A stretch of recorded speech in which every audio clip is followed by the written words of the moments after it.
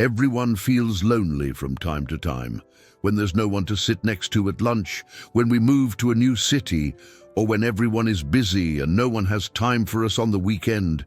But over the last few decades, this occasional feeling has turned into something chronic, a condition affecting millions. In the United Kingdom, 60% of young adults between the ages of 18 and 34 say they often feel lonely. In the United States, nearly half of the population regularly experiences loneliness. We are living in the most connected era in human history, and yet we have never felt more isolated. Being alone does not necessarily mean being lonely. You can feel at peace by yourself and feel empty while surrounded by people. Loneliness is a completely subjective experience. If you feel lonely, then it is real. It is not weakness. It is not a social failure. The idea that loneliness only affects people who lack social skills is a myth. Large-scale studies show that social skills, attractiveness, success, money, and even fame do not protect us from loneliness. Because loneliness is part of our biology. Loneliness is like hunger. Hunger draws your attention to your physical needs. Loneliness draws your attention to your social needs.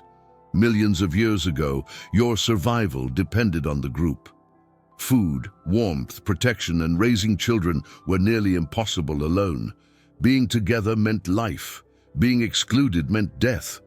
So the body developed social pain, a real form of pain, an early warning system, designed to push you to change your behavior before you were cut off from the group. That is why rejection hurts, and that is why loneliness hurts even more. These biological systems worked well for most of human history until the world changed. By the late Renaissance, Western culture began shifting its focus from the collective to the individual. Then came the Industrial Revolution. People left their villages, and long-standing communities dissolved. Today, we move across cities and continents for work, love, and education, leaving our social networks behind. We meet fewer people face to face, and we meet them less often. In the United States, the average number of close friends dropped from 3 in 1985 to just 2 in 2011.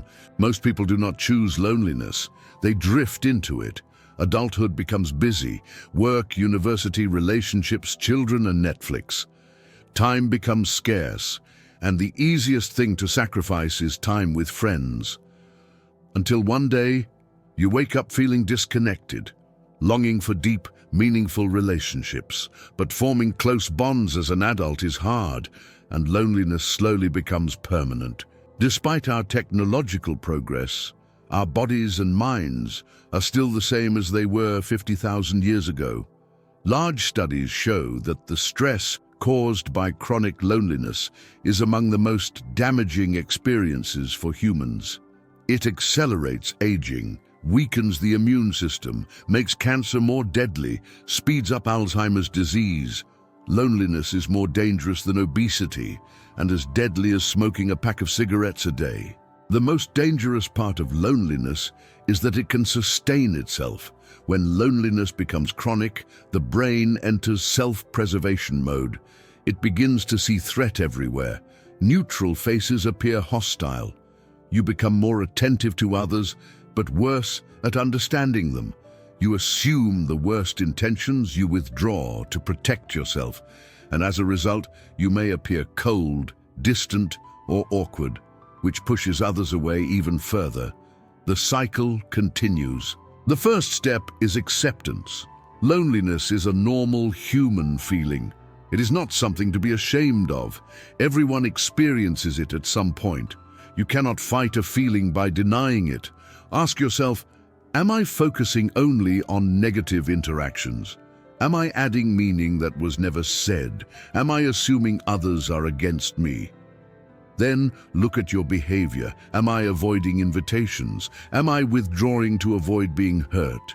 Am I pushing people away before they reject me? Sometimes The bravest thing you can do is give others the benefit of the doubt, to risk being open again. If you feel unable to change your situation on your own, seeking professional help is not a sign of weakness. It is a sign of courage. Whether we view loneliness as a personal struggle or a public health crisis, it deserves far more attention.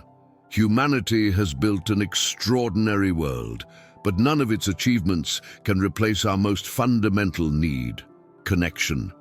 We do not get what we need from things, we get it from each other.